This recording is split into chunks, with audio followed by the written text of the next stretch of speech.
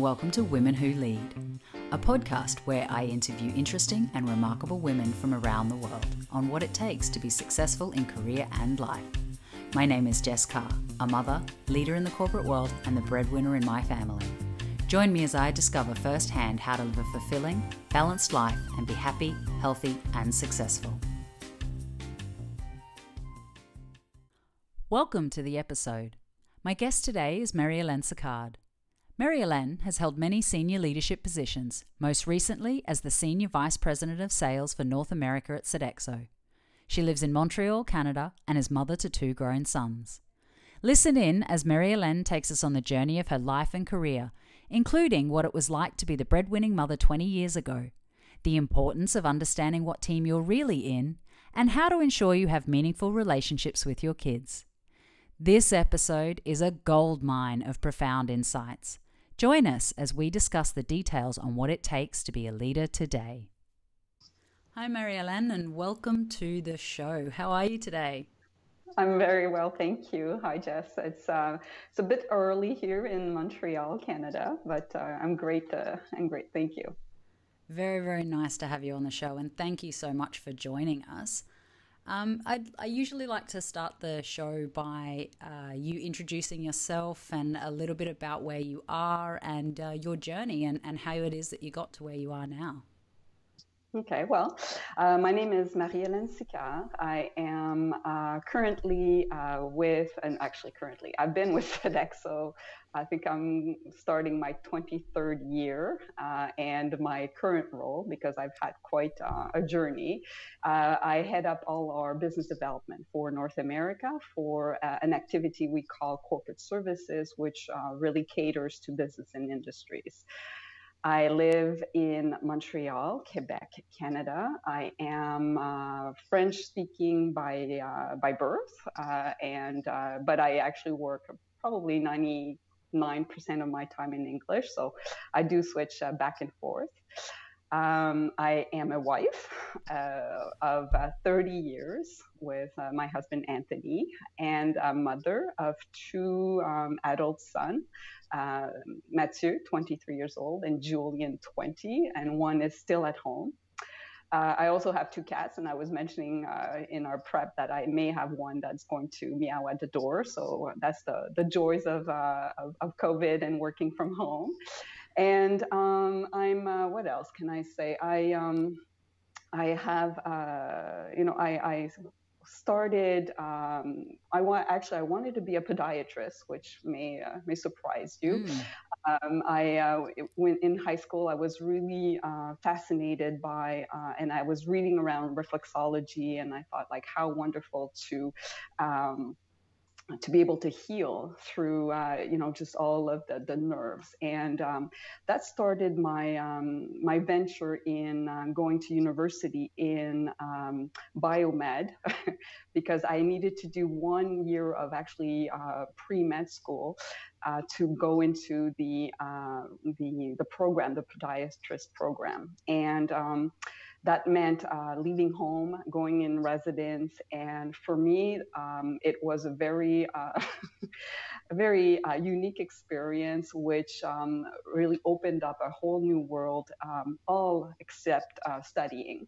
So while that year was not a complete write-off in terms of life's adventures, I actually got kicked out of school. I failed all my classes, and it was my parents were extremely disappointed, especially my dad, as he had put me in school and all that.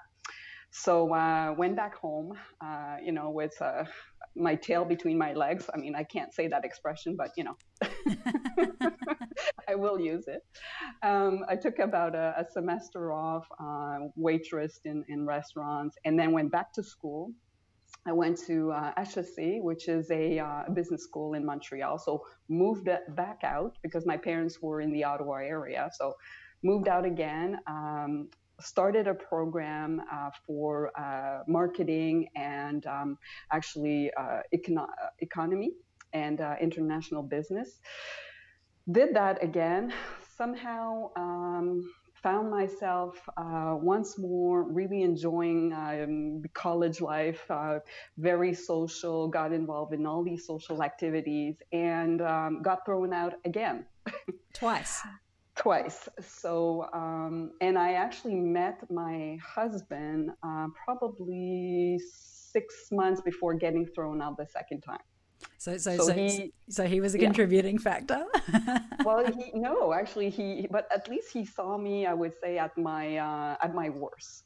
Right. And he stood by me, so that's telling, because from there I actually took another year off altogether. I remember, like, the dean summoned me in his office, and he said, you're wasting your time, you're wasting our time, go figure out what you want, take a year off, I don't want you seeing you again in the next year, and when you've thought through, let's meet in a year and we can figure out what you're going to do, which was very good advice. So I did other things. How were you feeling at that time? It was hard. It was really I was lost. I was away from home. I was just really struggling with my self-esteem. It was really hard. It was hard times. I kept myself busy. I knew I wanted more. I knew I could do more, and I had to, kind of realize who I was. And that time was not easy, but it was defining. And I summoned my courage to go back, because when if you think about it, I had already abandoned one university. I'm now in a second one. I'm now delayed, so from an age group and a cohort, I was already out of sync. And that by that time as well, I didn't move back home, so I had to pay for my apartment. I had to basically live. So I did it part-time, and it took me 6 years to complete my degree. On average, people will take 3, so it took me twice. I was with people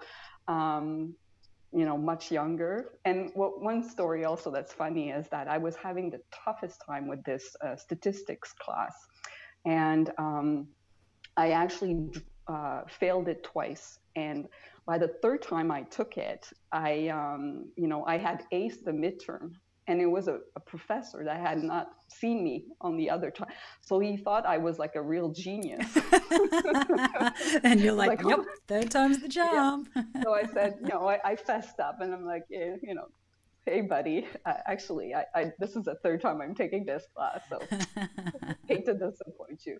But I guess I graduated. I was able to raise my grade point average by 10 points. So I aced all my last courses and got the degree. I mean, I really wanted that degree. And if I think back and I look at I have one son that has had a pretty straight path in terms of academics, and my other son has been kind of, figuring out his way. And I keep reminding him that it's okay, it's okay to fail. Not that I want him to go through all this hardship, but as long as you learn, it's a learning journey, and you have to be able to take something out of everything you go through, good or bad. And I think that's my takeaway.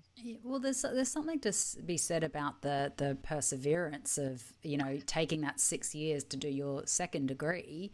So there must have been something driving you through that period. It's getting it done. And I think that resilience, it's perseverance and resilience as well. That's something that stayed with me my entire life. Whenever it's really tough, knowing that I can get through it, knowing that however things change, and that's the thing, right? However hard it is in the moment, that moment will not stay the same. Things will change, and to have faith in change is something I think that has been a strength for me. When I graduated, I ended up being with a very small company. It was what we call a PME, Petites et Moyennes Entreprises. So it's a small business, And my boss was an MBA professor from McGill in marketing. So he really coached me through my internship in that company, and it was a printing company. It was really, I did everything. We had no means. I was but very very rich in experience, and then I basically from there got recruited. What's interesting is that for all my roles, I had never applied. I was always recruited and poached. And I ended up being recruited by a vegetarian manufacturer. And if you think about it, this was probably, 20, 24, 25 years ago before, vegan. So I had learned what vegan and seitan and tofu. And so it was very precursor, very, very, Was it progressive at that time? Yeah, very, very, and I did that for about 2 years. And one of my roles was to sell vegetarian concepts to food service companies at the time. And so I had obtained a contract with Sodexo. And when we opened the venue, the president of Sodexo Canada had spotted me and offered me a job. So I entered that in '98. So yeah, I got it, and started. Just the company was really transforming in Canada at the time, and I would say that. What it's funny because I still talk to that president. He stayed like a mentor for me throughout the years, and he's long retired. But he had told me that I had a lot of energy. I had something that like some spunk, he called, he'd like to say, and I was very engaged and very enthused, and I had this passion that was contaminating everything around me. So when he saw me, he had said to someone, you got to hire her.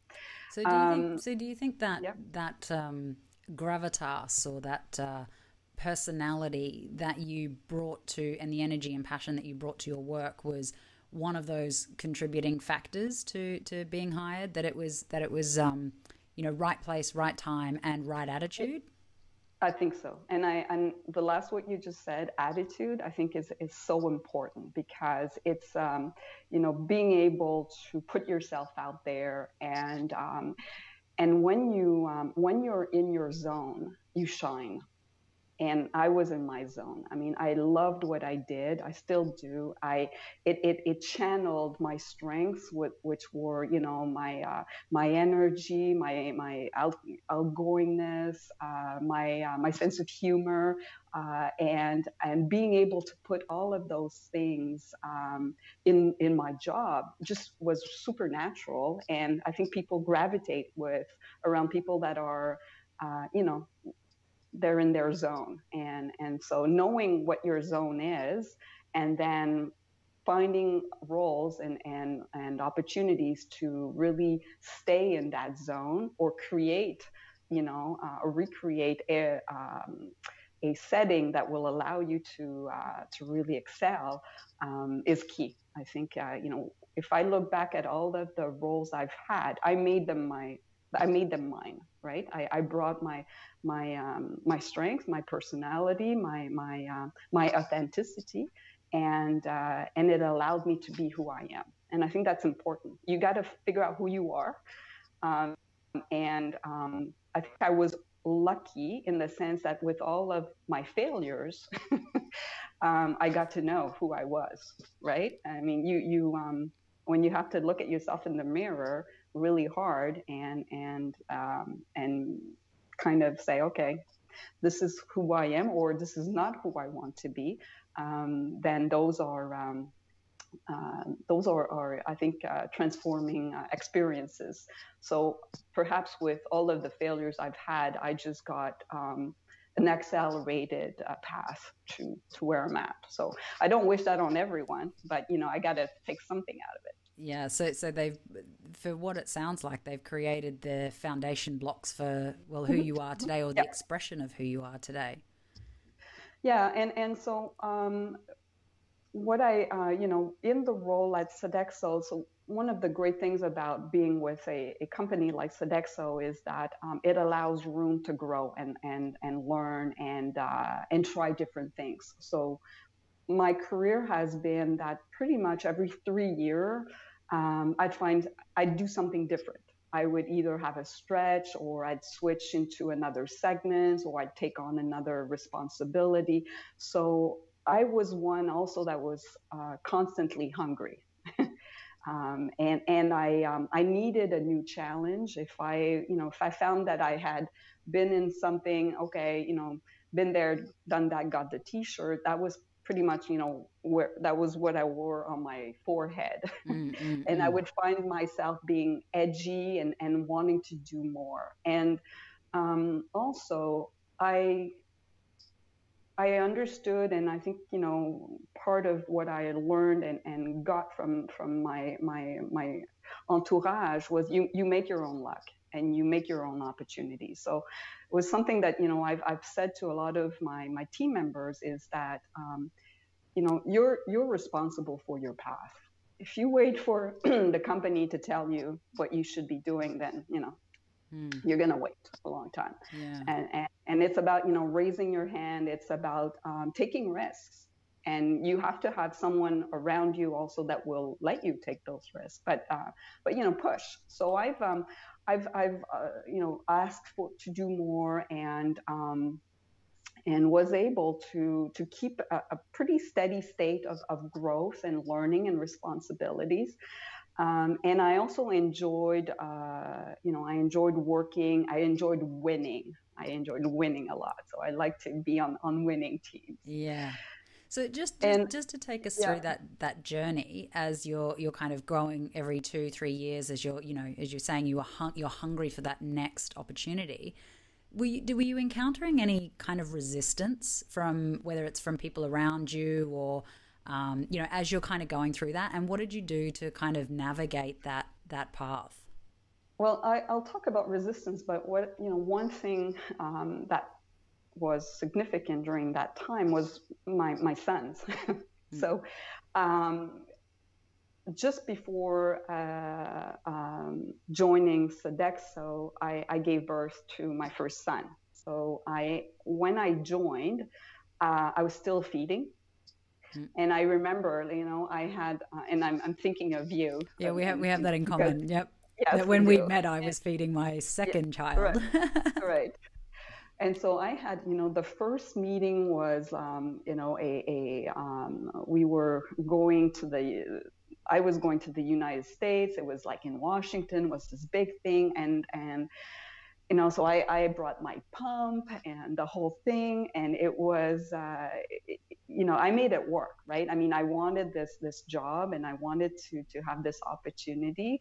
Yet I also wanted to be, the best mom I could. And for me, being able to give what I could give, and that transcribed in being able to feed my sons, was absolutely, critical. I was. And what year was this? What year are we talking? That was 98. So so my son was about just 1 year old. 1 year old. So it didn't have all the mothers' rooms and all of the offices like we have today. No. And but you know what? I mean, I think also I was exotic because I was French Canadian, so they kind of figured out I was a little odd, but that's okay. It was. We made it work, and my husband also at the time decided to switch roles, switch jobs, and took on a night teaching class a night teaching job. So he stayed home with our son during the day, and then when I was home, we kind of tag team. So it made it that he provided an environment and that made it very much easier for me to do what I wanted to do, and he was just fine with that. And when you think about it, I mean, he was one of the few men back then that stayed home. He would do all the play dates with the mommies and go to the park, and and it's fine. But I was met with the comments around, how could you're how does this work? You're not home, and that must be hard. And so I was constantly reminded how hard it should be for me being a working mother, which but they didn't know what I had at home, so it didn't really matter. And I didn't waste time. Also, one thing that defines me is that I don't waste energy on things I can't control, nor that don't bring me anything. So any negative stuff, whatever. I don't gossip. I don't what's done is done. And so I was able to take the high road and rise about that. Yeah. So, I got my second son. I just want to tell you the story about the second son, because the second son came, so they're about 3 years apart. And when I had my second son, I decided to take a longer break.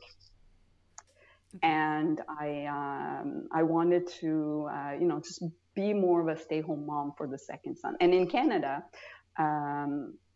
now we have 1 year maternity leave, which is fabulous. And I ended up taking 18 months. Oh, and wow. Sodexo,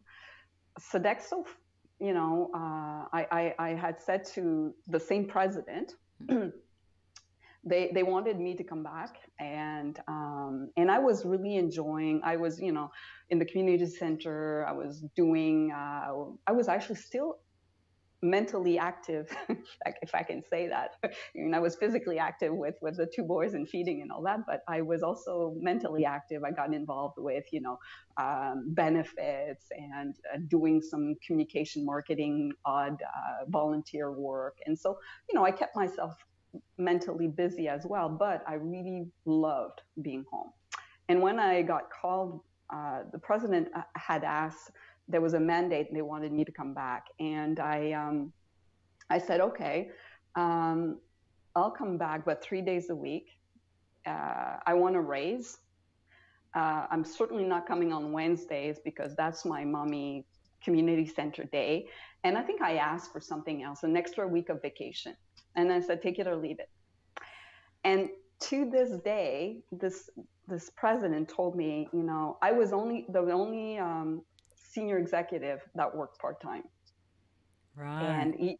And he said, he had so much respect for me because I respected myself, that he gave me everything I had asked. And so that was really cool. Yeah, very cool. And do you think that's sort of that key to success? Maybe not getting, all of those perks all the time, but that key to being able to say clearly what it is that you want, and being strong in who you are and what you want, and then people respecting that? Yeah, I think so, definitely. And it's knowing your worth, and it's a fine line, and especially for you read all the literature around men and women, and women tend to be labeled as aggressive, and when we display that type of behavior, usually the tags, the names associated with that are not super positive. It's not, we're not usually saying, oh, she's so assertive and confident. It's like, it's pushy or bossy, or, but you know what? I think he respected and saw who I was. He knew me, and he knew yes, I was ambitious, absolutely, and still am. And he recognized that I was driven. What also, I worked like a freaking dog, and I'm sorry, and so he knew what he was going to get. And so first of all, you don't get if you don't ask. He would also say to me, when I negotiated, you don't get what you deserve. You get what you negotiate. So you Yeah, gotta, right. and That's worth saying again. You say it yeah, again for you me? don't get what you deserve. You get what you negotiate. That's a So really, really good point. yeah.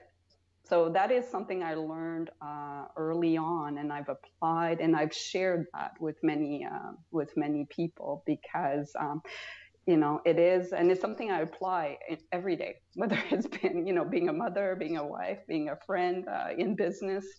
You negotiate all the time. And so understanding that and not making it personal, it's transactional, and as long as everyone wins, not just you, everyone wins, then you succeed. So Yeah. um, so and being because they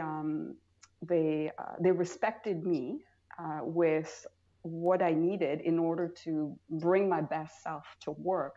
What they got in return was probably the most engaged individual ever. I mean, I would have walked through fire for my boss, for my teams. I mean, I felt so connected to the organization at that time because they had given me and they had shown me the respect and the appreciation and the dignity that I that I that I thrived for. And so it was a very very good period.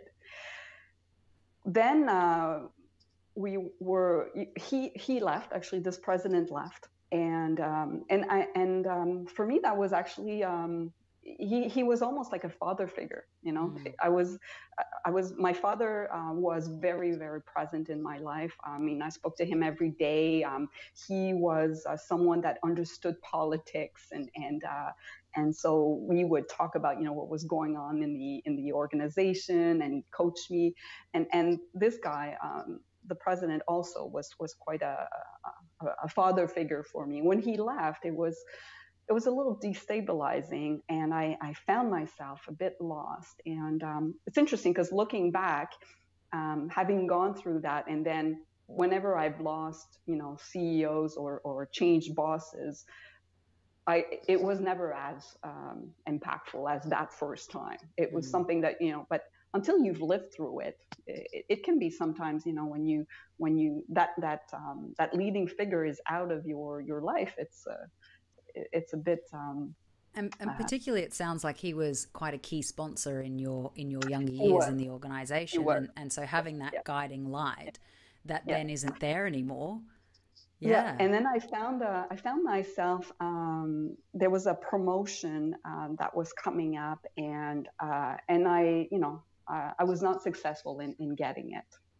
And at that time, I felt like I really deserved it. I really, I was very angry, very disappointed.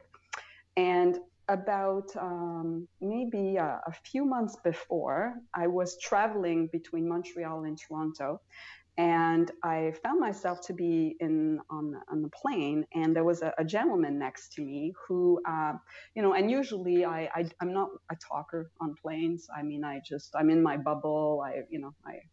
And it's a short flight, but we ended up like starting to talk, and he was we exchanged business cards at the end, and I've always been one to network. So that was something also that was a defining characteristic of my approach, was that I established connections, and I had learned as well from another a woman president, and she was like a master of networking. And what she did was, she always, whoever she met, she would send them a personal note card, and say, nice meeting you, would include her business card. And you never know, because it's about what can I do for you. And whenever it's and that's the thing about networking too, is not what you can take from people, but what can you give to them. And Mm. when you approach networking with helping others, if ever you need the help back, it'll come back, like, naturally. But I Yeah, think yeah. what people do today is they take this transactionally, and they will ask for something. And there's nothing worse than, getting a LinkedIn invitation and then someone's pushing their peddling their product on you. I'm like, really? No. And that's like, for me, that's a total turn off. Yeah. But so I sit on the plane with this guy, and at the end, got his business card, and I noticed he was president CEO of this company, which I'll leave out, but I was like, okay. And when I got passed on for this promotion, I was like pretty frustrated, and I was didn't know what to do. I felt like I was completely alone. I wanted to resign. I mean, really, I was not good. And I remembered him. So I contacted him, and I've asked him, I needed like counsel on, because I wanted to tell the new president that I deserved that job. And I was pissed. So he agreed to meet with me, and I ended up going to his office. I remember this was like almost 14 years ago. And I was very, just before I turned 40, I was in my 30s, and I had my life plan, by 30, I want a kid, by 40, I want to be a VP. I mean, I was like, and my plan was not going to happen. So, and he said to me, he gave me some real good advice. He says, first of all, you got to get some balance back in your life, because it sounds like this thing is, consuming way too much of your energy, and you got to look at how this whole balance is working out for you, because I feel like, not sure, if you're this emotional, there's probably something else brewing underneath. Then he said also, he gave me the perspective of him being a president, and if he would have an employee that he would have been passed on promotion, someone would come to tell him, over the person that they were not happy, that wouldn't be, super well received. And so he said, the best bet is for you to position yourself for the next one, which made sense. And he also said, activate your network, kind of look, maybe right now, that road has come to a block, but there's other paths. So, which I did, and then an opportunity to go to France came out of that. And yeah. So sometimes the road not taken makes another better opportunity arise. It was, and Jessica, that's exactly it. It was 10 times better than the role that I didn't get. So I not only got to do something, even better, but I also got to, go, like, so long, bye-bye. So a little bit of mini revenge there. A little bit. I mean, I wasn't going to dwell on it, but I had my, 5 seconds of. Well, isn't that what they say, that success is the sweetest revenge? So that's it. You just focus on your own path and onwards and upwards. And I, so that was a big adventure, because it meant, moving my family. How old are your boys at this stage? They were, when I took the job, they were 7 and 10. And when we moved, they were 8 and 11. And I, one thing I would not recommend doing is that I actually left 6 months ahead. Okay. And thinking back, I and it was because of schools and things, but that's a long time to be apart. And my baby boy was 7.5, so from he would see me once a month. So I'd be 3 weeks in Paris, 1 week in Montreal. And when you think about the travel plus the jet lag, it was really hard. And my husband, was absolutely phenomenal. I mean, he packed the whole house, moved us over there. The conditions and the expat life was phenomenal. I mean, it was a dream job in a dream city. It was such a pivotal experience for me as a professional, and personally for family was wonderful. So if you ever have the opportunity to do an international assignment, I'd say, just do it, because at the end, when we evaluated the risks, right? I mean, the worst that could happen is I completely fail, which I've done before, and survived. So and I knew who I was, and there'd be something else. So I wasn't scared about not.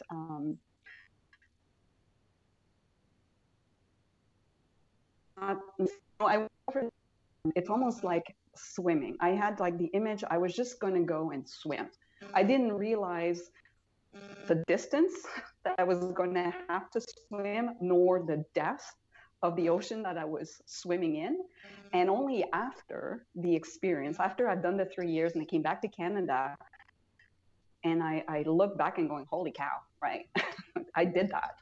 But while I was in it, I was just like, this is my new reality now, and I'm gonna just do it. And I really enjoyed it. I made, fantastic friends for life there. Being able to be in Paris. I mean, you've been there. It was just like I was pinching myself for 3 years, and I got to do.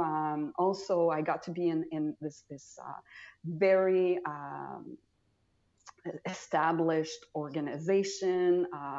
The COMEX was, at a level that I had never been exposed to, and I tend to use the expression of it's like playing tennis with someone that's really, really good. You just up your game, and so I got to up my game big time. And one of the main takeaways that I got was I stayed who I was, which was important, because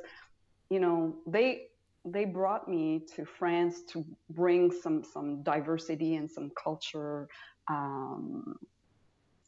shifts into the ways of working. So the intent was not for me to become them, but it was for me to bring a different perspective.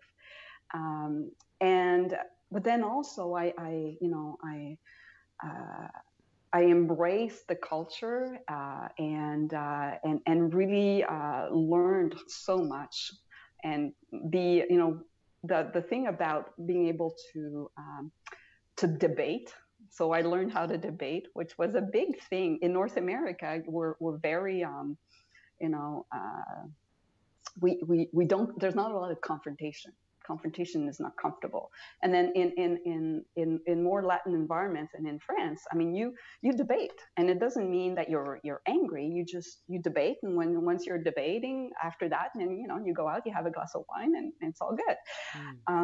So I really enjoyed being able to speak up and have that voice, and if you don't agree, then and it was expected that as an executive, if we had something to bring to the conversation, then you speak up. We're not yes people. It's not because you have a different opinion that you disagree. You just bring in a different perspective. And then so that's something I brought back. And so just at this period when you're over there and you're in the executive committee of the company, were there other women in there with you at the same time? There were a few, but one that did show up, and boy, that changed the dynamic, was the daughter of the founder. So when she arrived, and she and I arrived fairly at the same time, and so she brought a completely different dynamic, which was really interesting. And she was leading the operations, all male. And I remember going to one of her first meetings, and I think she and I were the only women in the whole in that whole management team. And she was a super strong advocate of of gender balance, gender diversity, and that was, a really interesting time. They also, at Sodexo, we had formed an advisory board at the time to work with our executive teams across the organization globally. And I remember that when they brought us together, we were all women. I think we were maybe about 20. And we were all women that had made it to a certain level without necessarily, having, you mentioned I had some sponsors, you're right, but there were a lot that, didn't feel that they necessarily had. And it was at a time as well where, the whole quota debate was going on. And we were really, some women were very uncomfortable being in this group. They felt perhaps they were like tokens, and I remember us having, some very agitated, lively discussions around: are we for or against quotas, and are we going to, take a stance? And we actually came together, that group, to push the agenda of gender diversity in the organization. And that's something that personally I was a super strong advocate. I was, I was going to speak up, and I was going to really push that conversation. Well, I can say that as a woman in the organization, years later, that thank you so much for doing that, because the pathways that are available for us young women in leadership now, in this organization, but also in a lot of large organizations, is available now. And it's because of women like you who had a strong voice and wanted to push that agenda, that we have that opportunity. And I'm forever grateful and forever thankful for you and your peers for doing that. And I can certainly say that, that particular network that you're talking about right now is still alive and strong in the organization today. And as I was saying, I benefited from it. So, a huge thank you to you and the other women of your peers. And I can imagine that at the time it was not necessarily the easiest thing to do, or even the most natural, with potentially the conversation that was going on in society around that time. Yeah, well, thank you. But what was very defining at the time, and it still is that it was embraced from the CEO down, and the CEO made it, a non-negotiable activity and focus that, and he, along with Sophie, who is still leading the way and being the trailblazer that she is, that makes a difference. Because if you don't have that, that buy-in at that level, then it makes it much harder. It will still happen, because I think it is happening and it must continue, but it will accelerate when you have such a strong commitment from the leadership.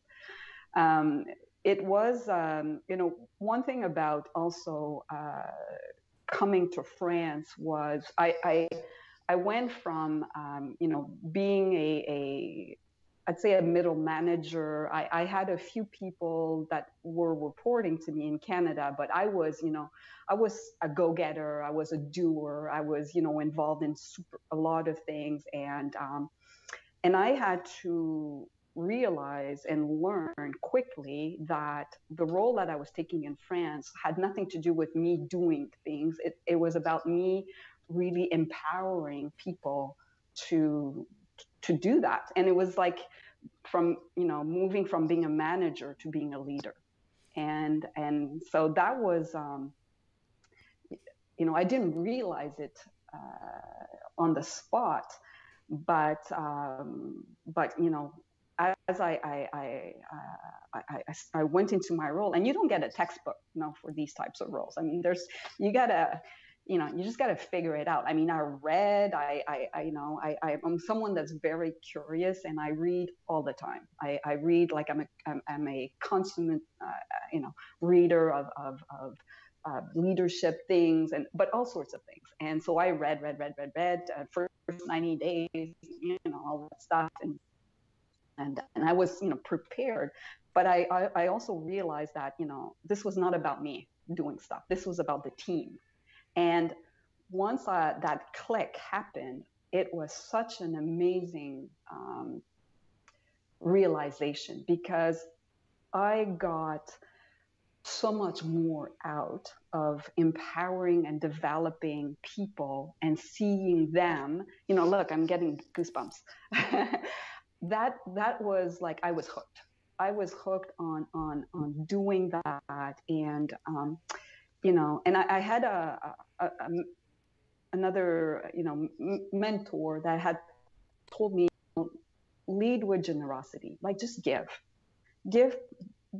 information. I hear of leaders hanging on to information as power and kind of protect.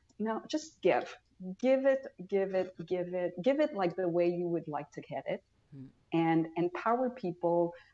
Bring them in, give them the information, and they'll give it back. They'll that's what I would do. And I think I applied what worked on me, what I knew, and I found that it works. You gotta you level with people. You're honest. You're human. You're authentic. You call it like it is. You don't know, and you show your vulnerable side, which I've never had any issues, because I've been I've got a lot of that. But I think when people figure out that you're on their side, you're trying your best, just like they are, they'll buy in, and they'll come along the journey. So on that path that you're talking about of essentially moving from being a doer of the work to being a leader of the work, or an influencer of other people, and empowering of other people to get the work done. What was there any sort of defining moments around that for you? Was there any situations that you can remember where that light bulb went off for you, or what was that transition like? Because I know that a lot of women struggle with that, and it's an important one to kind of just dig into and understand, what might have been going on for you right there. It's probably, I wanted things to be done, like so many. I want everything to be perfect and everything to be, and I couldn't control. It was too big. There was too many things, couldn't control, and I was failing. I was failing because I found myself, micromanaging things, which made it that, I wasn't focusing on things that were expected of me.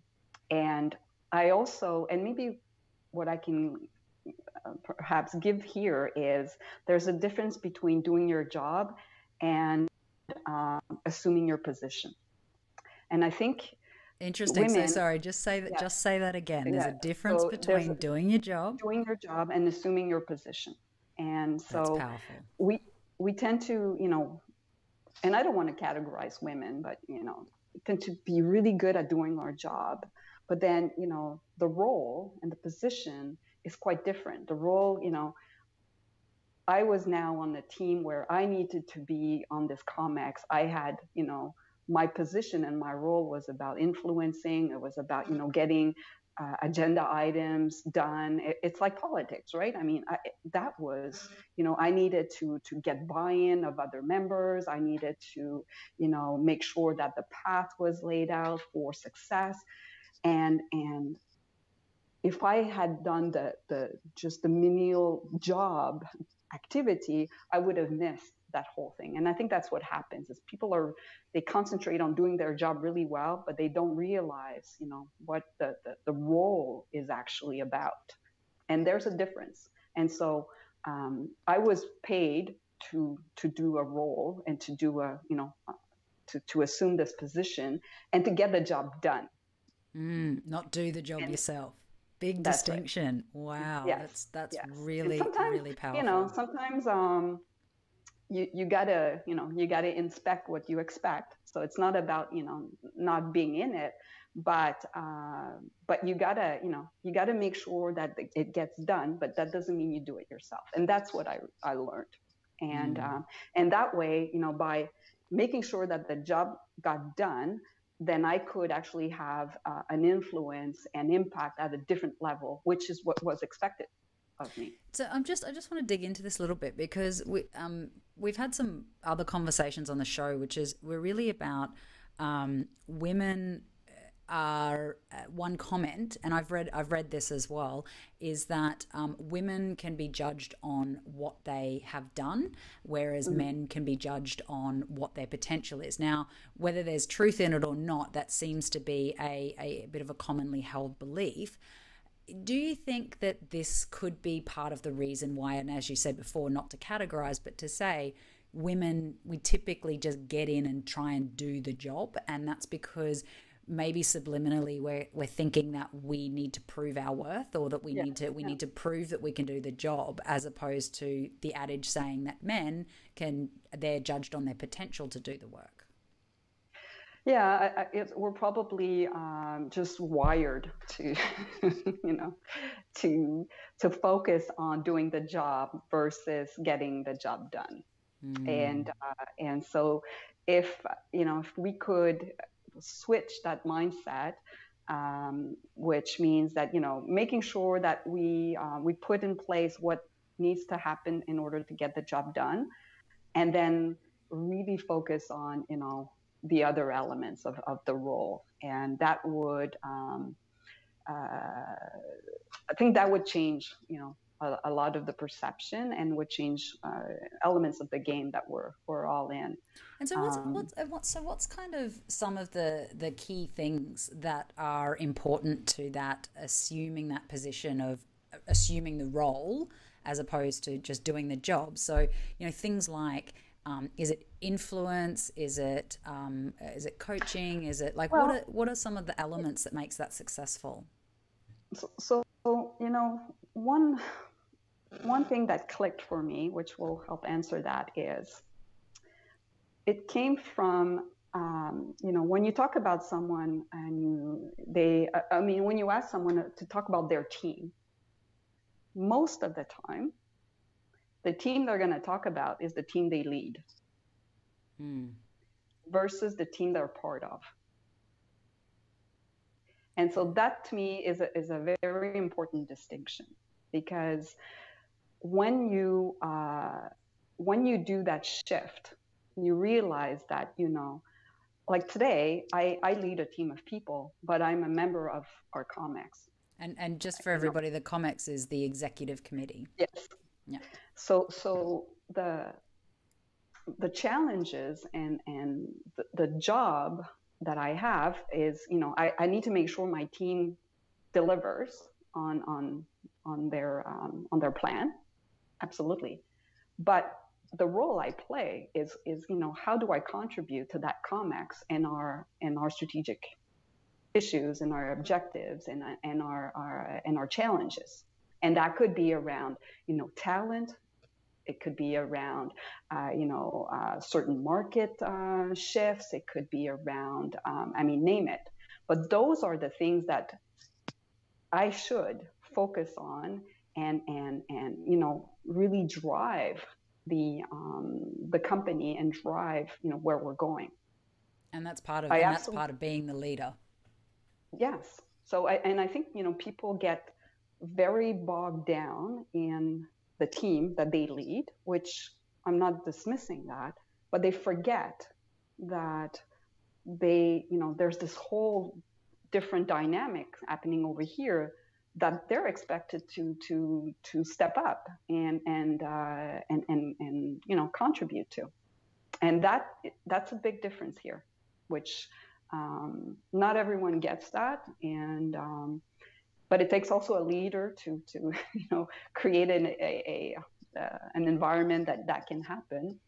But it is to me that was a defining piece, and And, you know, whenever I remember having like one of my first meetings when I came back to Canada after my French experience, and I went from being in marketing to being in operations, which I really loved that. And I remember having, you know, I brought someone in who was part of that executive committee for the region I was in, and that person would come in and just, you know, present their part, and that's it. And I said, no, you know, you're a member of this team. If you're coming into the room and you're sitting on that chair, you've got ears, you've got eyes, you've got an experience. My expectation is that you contribute to our dynamics and the problems and the issues that we're facing. That you just don't come in with your, you know, your lens, but you bring your whole self. And I think, you know, we tend to go in and we've got a, you know, we got something to deliver, we've got you know, we've got our agenda items, and we forget that there's another dimension that needs to come into play. Yeah. Does that make sense?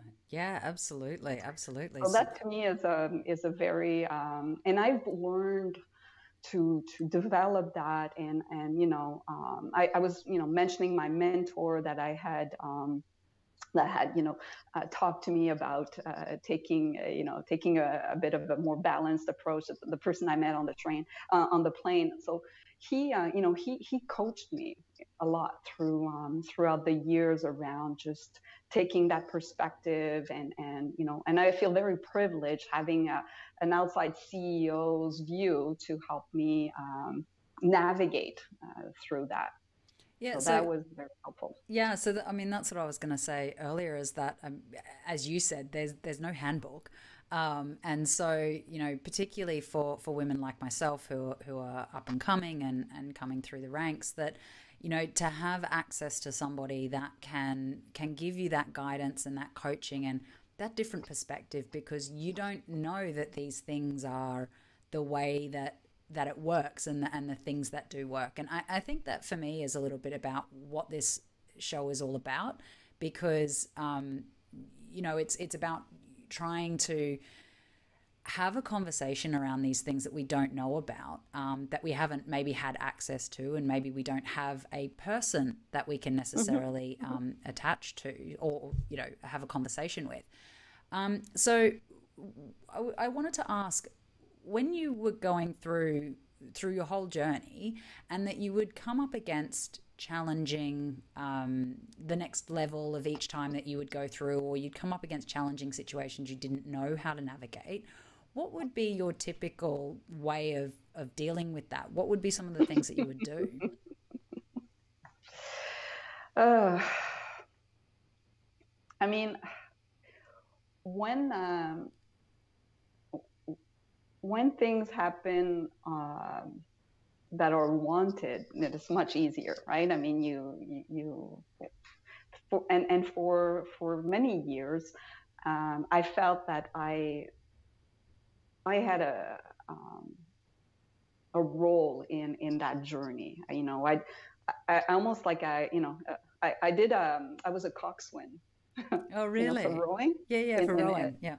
Yeah, during my university years of, you know, when I didn't study, I did a lot of things. So I was a coxswain. And one thing about, you know, being in a boat is that you control the direction.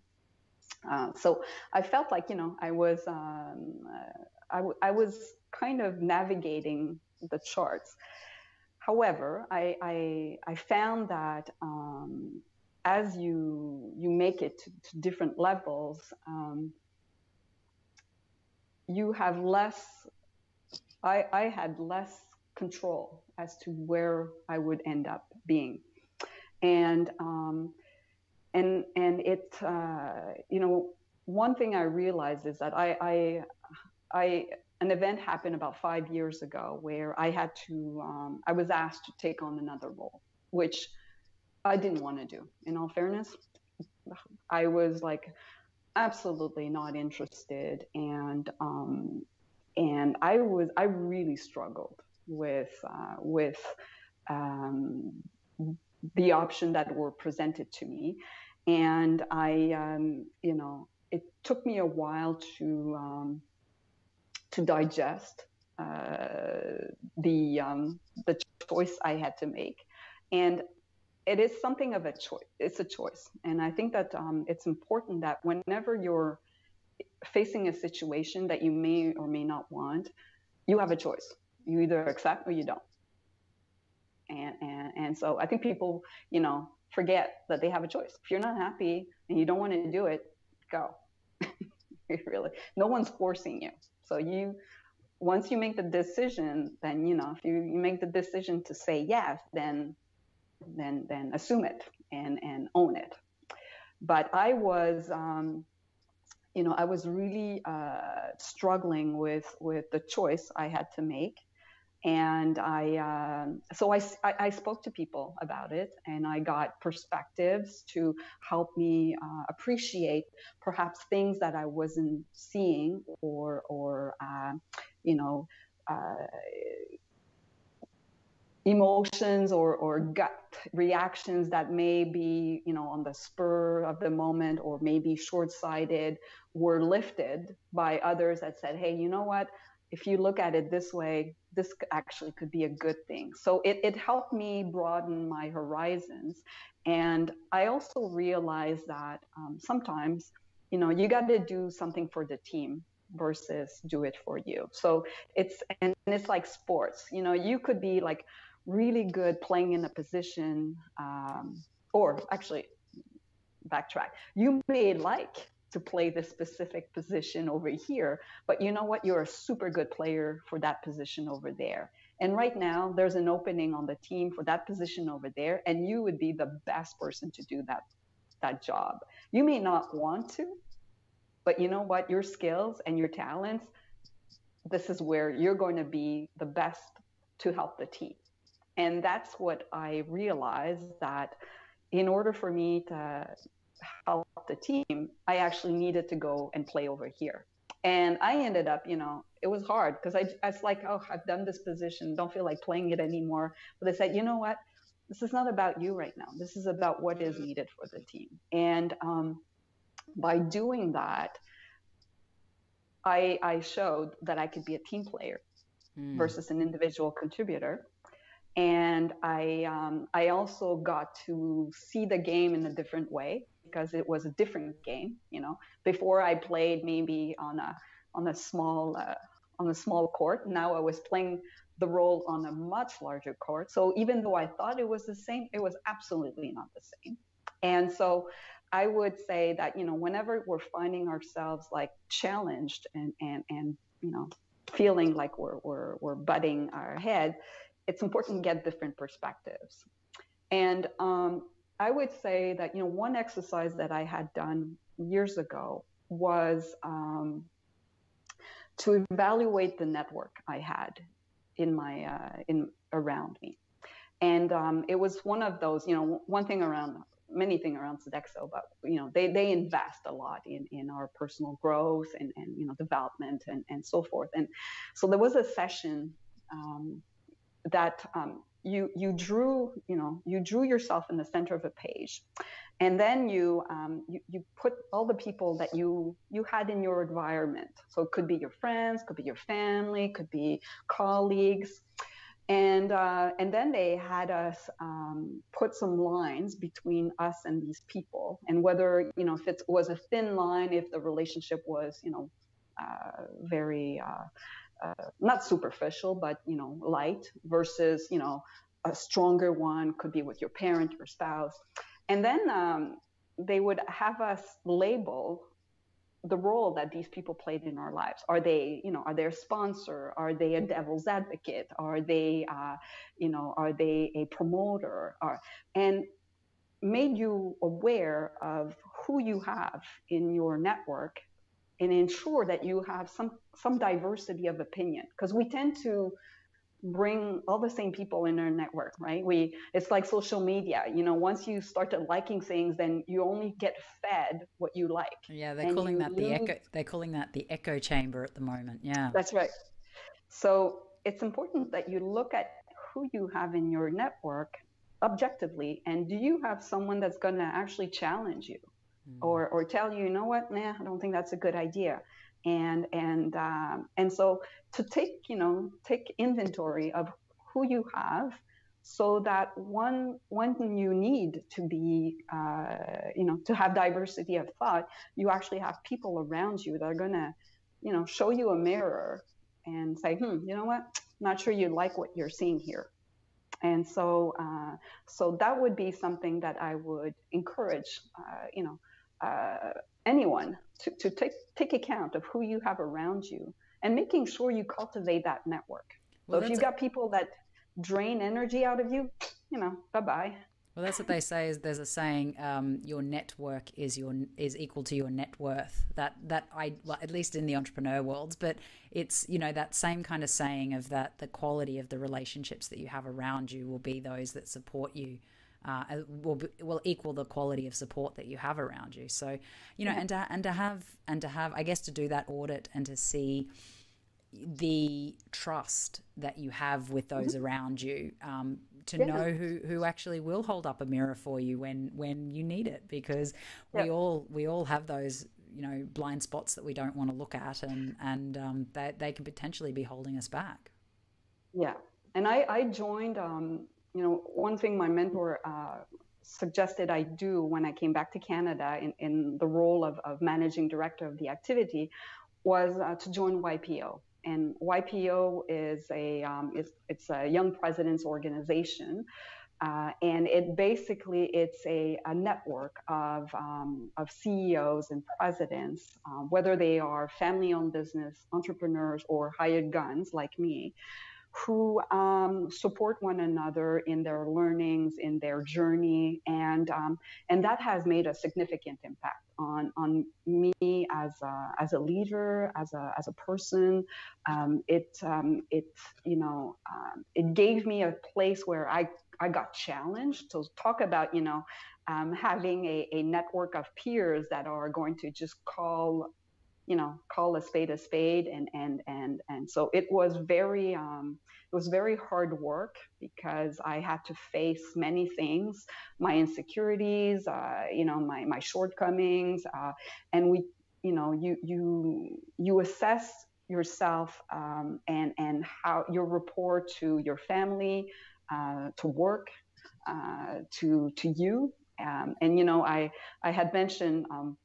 We do this exercise, and you do a triangle, and you put me at one of the points, you put work at another one, and then you put family.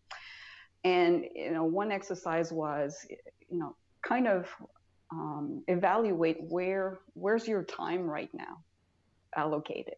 So how much of you is in work, how much of you is in family, and how much of you is in me, in yourself. And doing that exercise and taking a pulse of, what are you doing, and where are you focusing, is important, because does that, and I was sharing with you, have your spouse or your children tell you where they see you, and because that's really an eye-opening as well. You may think, oh yes, I'm family here, I'm only me here, and yeah, well, have the courage and to go through that exercise and have it done as well by others. But it's important to take stock as to what you're doing, and where you're focusing, because you only get one life, right? I mean, this is about, you got to be able to make sense out of all of this. And why am I with COVID, obviously, I wake up some mornings, I'm going, okay, I remember, getting up at 3 a.m. to grab take an airplane to go for a meeting for 3 hours, and then coming back. I mean, like none of us would do that right now. Yeah. Like, so it's just for reference, it's December in 2020. And so at this point, for you, how has your working life changed because of COVID, and for the better, for the worse? Like, how's it changed? I mean, it went from, my being out of the house probably 4 days a week, every week, to nothing. So it was a drastic stop and change. Um, my husband and my cats are super happy because I'm home all the time. I was I think I struggled with, when you're on the road, you lead a different life. You've got space, you've got, you're interacting. So I was used to a different beat, a different life, and so it's been really hard to just shift. Now, I mean, my mindset is, I can't do anything about it. So I'm not going to drive myself crazy. I mean, it is what it is, right? So it makes me no good to be frustrated and to be gloom about it, because I can't do anything about it. I mean, until something happens, whether it's a vaccine and we lift some of the travel, it is what it is. Yeah. So I've kind of, okay, yeah, it sucks, but what can I do, right? I gotta make it work. Do you have more work-life balance because of it, or is it the same, or what's that like for you? I found that it's been hard. Like we're just talking here, but less I didn't exercise. Like I had stopped exercise. They talk about the COVID-19 like being the 19 pounds that you've put on. So I've actually gained weight, and this morning I shouldn't have done that. Like I weighed myself before the interview, and I'm like, and I had to put a smile back on my face, because so I have great cheeks. It's wonderful, but I'm quite plump. Yeah.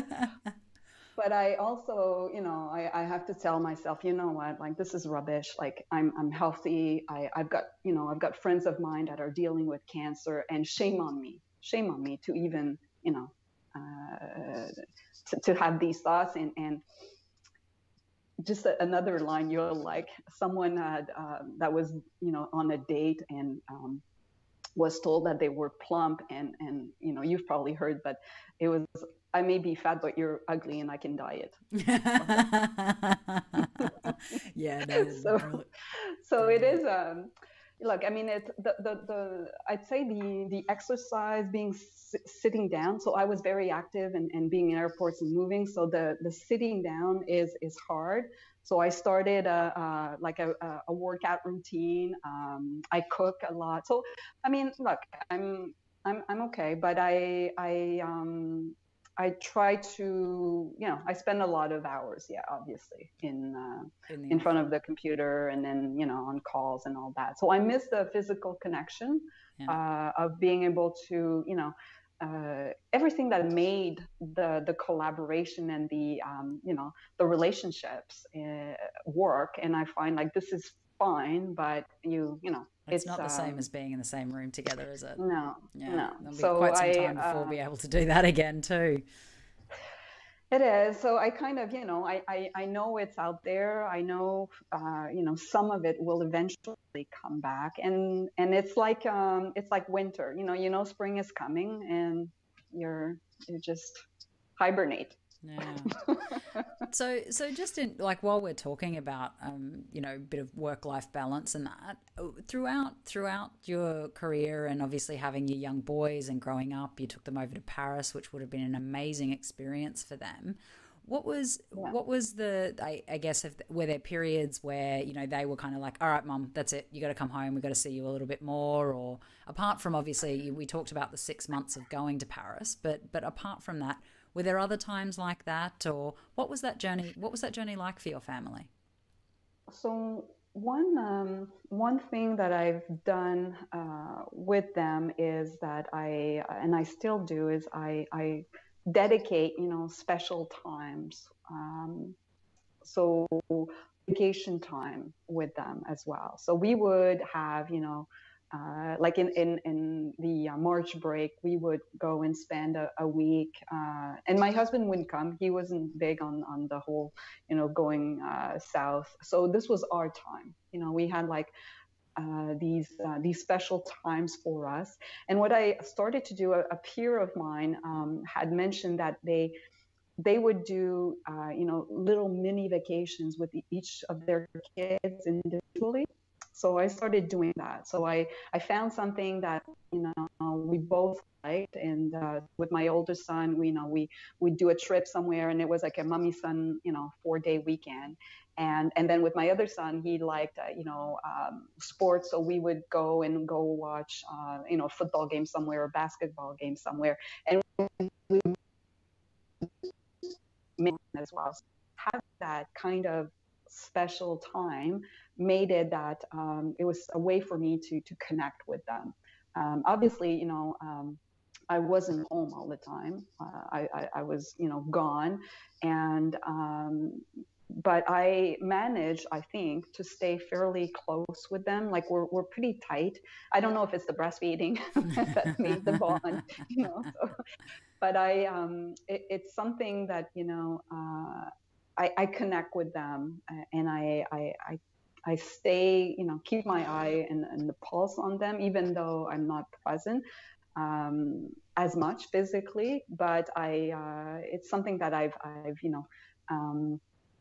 tried to stay connected with them. I also have the privilege of them letting me know they need me, which is something that is super powerful. So yes, I've had my youngest son say to me, I need you to hug me. I need you to tell me you love me. I need you to be at home. He told me once before, we went for a walk, and he said, you know what, you're gone too much. I think you need to pay attention to dad,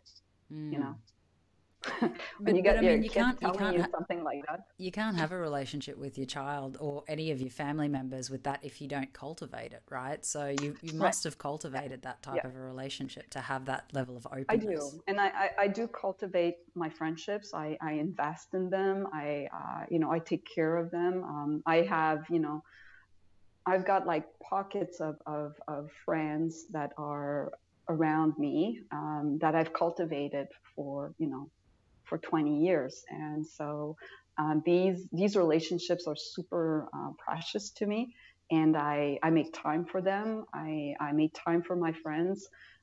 So I look at, okay, I've got my husband, my kids, my friends, my family, and I try to, and me, and I try to, cultivate and plant seeds and water and keep that garden alive. And is it a case of when you get a little bit off kilter, like everyone does, do you go back to those exercises that you talked about earlier, where you just do a very quick, stock take of where things are at to then where you need to kind of balance? Is that the type of thing you do? Yeah, absolutely. And you gotta, you gotta give yourself a break too, and be, be generous with yourself as well. I mean, I make mistakes all the time, and I, okay, I did that wasn't great, or I thought this and that wasn't great. I caught myself a couple weeks ago feeling petty about just certain women in my environment, and it was, and I don't know why I instead of being the promoter and the advocate that I've tried to be my whole career, I found myself like, kind of retracting to a pretty ugly place of just, being petty, and one of my employees caught me and flagged it to me, and said, this is not you, and this is not very, why are you like that? And I was so frazzled by being called out, and so embarrassed. And then I like, okay, enough. And it's okay, I could have started to go, oh, why am I like that, blah blah blah, but I said, you know what, no, done. I'm gonna just flip it back as to who I want to be, what I want to be about, and be the leader I want to be, and off I go. So I think it's that resilience you talked about, or, you mentioned, it's being able to accept a shortcoming, accept a mistake, accept a failure, and then move on. So accept that you're human. Yeah.